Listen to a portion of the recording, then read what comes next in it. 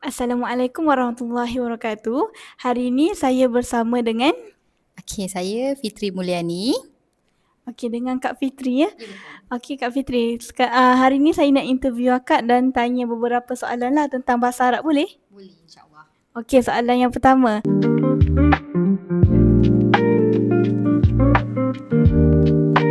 Sebelum ni macam basic je kot, daripada darjah 1 sampai darjah 6. Itu pun bukannya bahasa Arab semata-mata, masuk dekat sekolah kafah. Sekolah kafah tu. Oh, jadi akak belajar bahasa Arab waktu sekolah kafah lah Ya, ya? betul. Okey, soalan seterusnya.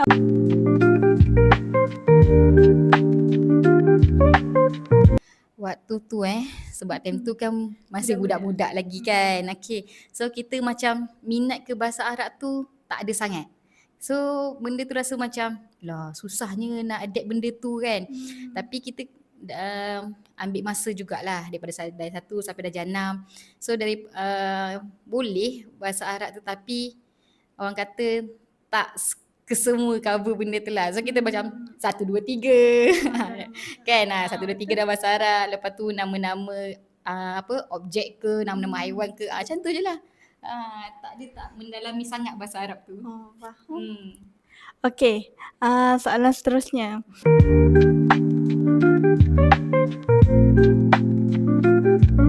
Kalau buat masa sekarang ni kan, akak akan ajar kat anak-anak lah, sebab sekarang dah ada anak kan. So kita introduce kat anak-anak pula bahasa Arab ni pun sebenarnya penting juga untuk kita pergi mana-mana, kita travel ke kan. Lagi satu, kalau lah contoh ada rezeki kita nak pergi menunaikan umrah kan.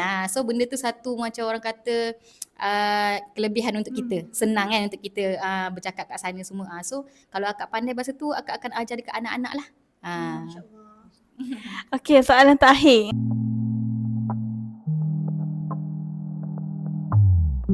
Okey, akak tak adalah orang kata motivasi ke atau nasihat kan.